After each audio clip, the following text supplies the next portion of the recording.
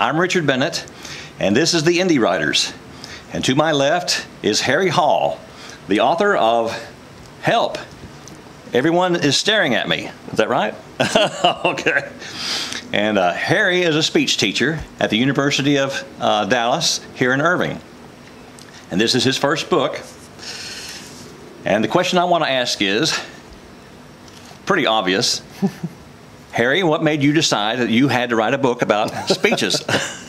Well, I've been teaching public speaking for a long time, and I've been involved in the craft for quite some time.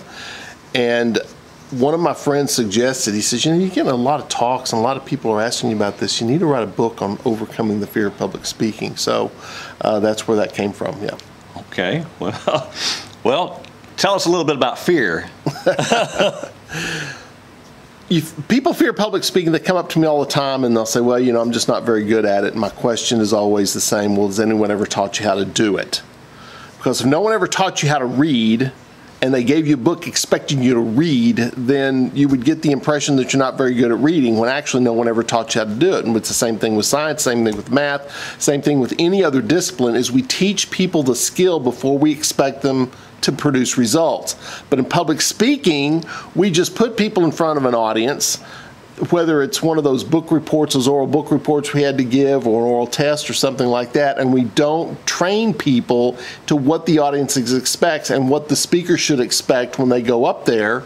And if you teach people that, then that goes a long way in overcoming the fear. Because the fear is, help, everyone is staring at me. It's not like you're just talking to somebody. You're talking to a lot of people, and they're all looking back at you, and that can be very unnerving if you're not sure what to do, what the audience expects.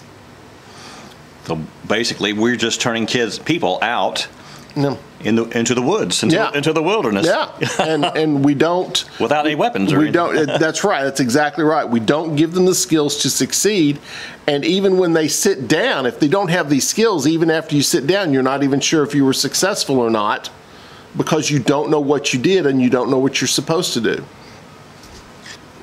How much should a person prepare for a speech? That's a really good question, because even professional speakers, a lot of them, and I'm guilty of this as well, not preparing enough. It depends on how well you know your topic going into it. It depends on the audience. There are a lot of factors that go into that. But a good clue as to whether you were underprepared is if you go over your time. There are two keys to tell if somebody's gone if they haven't prepared. One is if they go over their time. The other is if they get near the end and they start rushing to get the information in. We have a saying in the speaking business, squeeze information in and you squeeze audiences out. Because you start rushing through it just to get through it, and people aren't paying attention anymore because they don't think it's important, because you aren't treating it as if it's important. So if the speaker takes those skills and takes that into consideration in the preparation, then that really shouldn't happen. I took a speech class. In fact, I took a couple of speech classes back in college with Charlie Jones at DBC. Okay. And there were like I can remember 4 different kinds of speeches. Okay. Information, yeah. Entertain, was it Inspire? Inspire, Motivate, yep. Yeah, Inspire, Motivate. Yep. And I forget the 4th one. Yeah, I don't know what the other one is, Okay. because that's what we teach. We see inspiration, motivation, entertainment, okay. Education, yeah. And the most important of those, and a lot of people, because what I'll do, I'll say, okay, here are the types of speeches, and what's the most important of those is to inspire, to motivate, inform. And not very many people get that, but the most important aspect is to entertain, because all successful speeches are entertaining.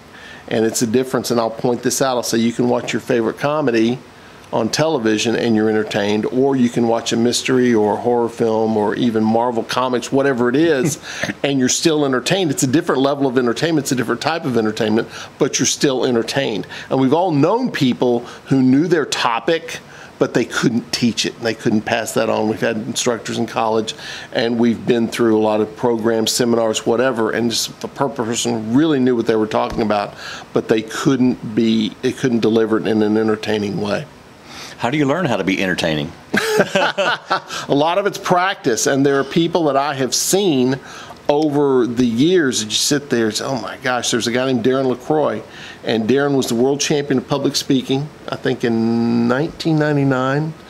And he's got videos of the first time he went on stage. He wanted to be a stand-up comedian, and he's got a video of like his first presentation, and he was beyond awful. He was just dreadful. You're just sitting there thinking, oh my gosh. Then it turns out the guy ends up being a world champion, and now he's internationally known speaker. So it can be done. Yeah, absolutely, it can be done. It takes a lot of work, obviously, and it takes a lot of focus on what you're doing and having a topic that audiences want to hear and that people will pay for. Now, if a speaker is getting paid, obviously he's got a responsibility. How does this same hold true for a free speaker? Yeah, the principles are the same if you're talking about ethics or whatever, because if you don't have ethics before you get paid, you don't develop those over time because you don't get to the next level. Because people find out if you don't show up on time, if you're not prepared, if you don't deliver on what they are expecting you to deliver on, then you're not going to get to the next level. If I'm going out and giving a talk at a Rotary Club, which I advise people to do if they want to get into this business, that's a great opportunity for you. But if I go out and give a talk and I have 2 or 3 people come up to me afterwards and hand me their business card and say, I want you to speak to my group, then I've had some level of success. If I don't get that, then there was some disconnect somewhere. Either I'm speaking to the wrong audience, they didn't really like me, there was some mismatch there. But most of the time I will get a couple of folks who will approach me and say, and they might ask, what do you charge for this or something like that. That's what you really want to hear. What do you charge for that? Well, we're not really allowed to discuss that, but that will vary from person to person. If you start out, I think the first speech I got paid $50 for the first one. That was a long time ago. Well, I'm impressed with that. There's a lot. You get into the business and you find out that there's a lot of money that can be made here. It's very different. I do a lot of speaking. I do a lot of writing. And the attitudes and just the income levels, everything is very different in these two worlds that I find myself straddling awful lot. And the attitudes are different in both of them. There is a lot more potential, obviously, in speaking because in the first place, there's fewer people doing it. And there's a very high demand. Corporations will pay and organizations will pay to have somebody come in who can really teach their folks some skills that will make a difference in their industry. That's potential money, folks. And I don't think it really costs all that much. Have you had good feedback on this book? Yeah, that's a really good question because what happened was when Pedestrians came out, I had so many people calling me and asking me to give talk on the women walkers that I was about ready to pretty much drop this. So what I did, I set up a package deal. The books are $20 each. And when I go to conferences or whatever, I'll drop $5 off of it. So it'll be $15 because those people, they're going to read the book. They're going to ideally tell their friends, and ideally their friends will go out and buy the book. And besides, people who go to conferences deserve a break anyway. They've spent the money and the time and effort, and they take the craft more seriously. Whether it's speaking or writing, they take the craft more seriously. So what I did, I started offering the books. Ideally, it was $15 for Pedestrians, $15 or $10 for this book. If they bought them both, then it was $20. I started selling a lot of those package deals. People really like those package deals. And I was just doing it, trying to close this one out, say get rid of it, close this one out. And then I started getting phone calls, and people would approach me at conferences. And one guy called me and he says, look, I had to give a talk to this group. I'd had no speech class or anything. He says, my dad had a copy of your book and he gave it to me. And all I did was read your book, and he says, I'm telling you, hit it out of the park. Wow. And then I had another woman, author, come up to me. She says, I was speaking at this conference for the second year, and she says, I bought a copy of Help Everyone Is Staring at Me. She says, I couldn't believe how much it helped me. I can do this now. And you start getting feedback like that. And so I had to sit back and say, okay, what are we going to do now? Because I kind of had to change my attitude and change the plan about it. and we're about ready to upgrade that. So Oh, okay. we've got, I've only got just a handful of copies. So of this those. is this will be out of print. Won't be out of print. We're going to upgrade it. Okay. I don't think we're going to. Is that you? I guess that's you. Yes, that's me. On the cover. That's me. Yes. All right. Yes. You're doing some of your acting. Yes, that's right. That's right. What is the largest audience you've spoken to? A few years ago, it was at North Lake College, and I spoke to 1,500 high school kids who were here. Yeah, they were here for a conference. And I tell this story in the book, and I tell my students this story too, because I got there and I was walking around on the stage and kind of figuring out where I was going to say I was going to do this and going to do that, and kind of getting a feel for the place. And about, I don't know, a few minutes before I was supposed to go on, the doors open and all these kids start filing in. Well, I jump off the stage and start introducing myself to the kids, because you got to realize a lot of these kids, this is the first time they've been away from home. A lot of them, this is the first time they've been in a big city, first time they've been on a college campus, first time they'd attended a conference like this. So there were potentially a lot of firsts there. So I just jumped down just to introduce myself, start talking. They said, "Oh my gosh," they pick up the program. "You're the speaker today, so I'll be sharing with some things with you." "Oh yeah," they want to have their picture made with me, or shake my hand. They wanted me to sign their programs. They wanted me to do all of this. And they take a selfie and with that's you? it. Well, we didn't have that. That was a little bit before that. Yeah, it was a little before that. But there were a lot of pictures taken, and there was a lot of hand shaking going on, and that's what you do. I mean, because then all of a sudden I wasn't speaking before 1,500 strangers. There were 50 or 60 friends that I had out there, people that had their pictures made with me and whatever, and that just sends a real positive signal to the audience. Because this is one of them. A lot of times we see ourselves as speakers, and the audience sees us as up here. Yeah. And if we come down there and just mingle with them, they realize, hey, this guy's really pretty much kind of like us. You know, he's just up there and we're down here.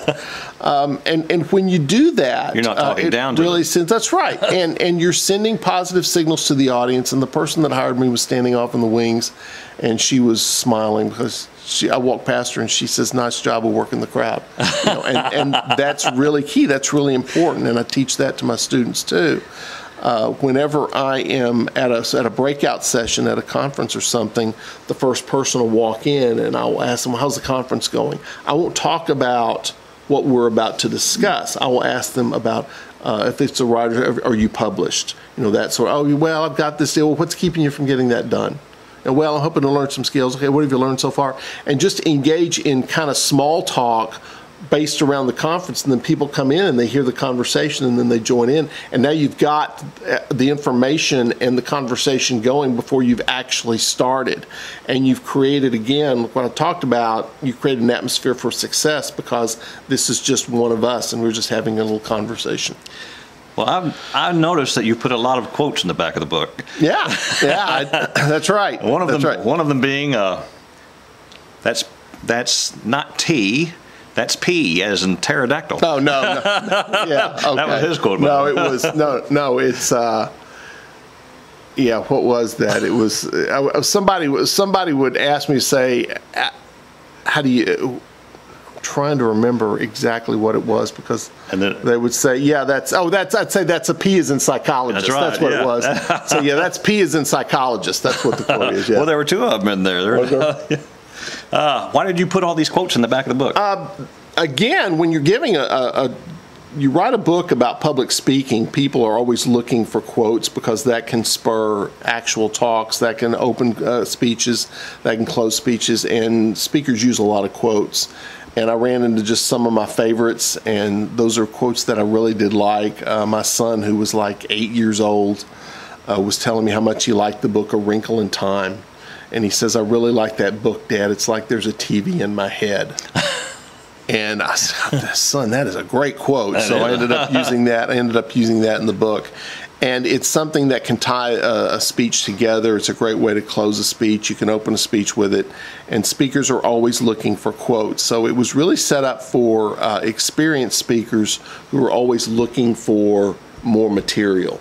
Not necessarily topics, but just different elements of their program, yeah. Okay. What would you like to say, or what would you like the general public and the world to know about this book? there are a lot of people who've gotten a lot of benefit out of this, out of Help Everyone Is Staring at Me. And I think early on, it just goes back to what I was saying with people fear public speaking because no one ever taught them how to do it. And you can even take it to an extreme, say, okay, well, I can't fly a plane because I tried to fly a plane once and it crashed. But if nobody taught you how to do it, no matter what it is. But this is a wonderful skill, and it's a wonderful craft, and it's a wonderful world. And a lot of people are denying themselves their own greatness and their own personal satisfaction and achievement because they are afraid to embrace this. But if you start out properly, and if you start out small, and if you realize, okay, there are elements of this that I can learn, and if you just learn certain skills, you can go on and you will surprise you at how much better you get and how quickly you get there. It's an easy read, and it's not very heavy. It's about maybe 120 pages long, and it's humorous. I give it 2 thumbs up. Go out and buy it, or buy it off the Amazon. Thank you, Harry Hall. Thank you. Thanks for being here. All right.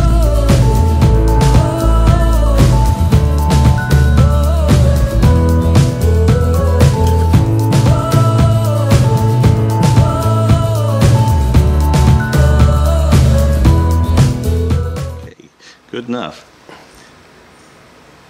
I was going to ask a question. What was it? Which I'll put back. Of course, I'll take it out and I'll put it back in the middle. Let's see. Editing is marvelous. Yeah. Editing is great. I know. Been there.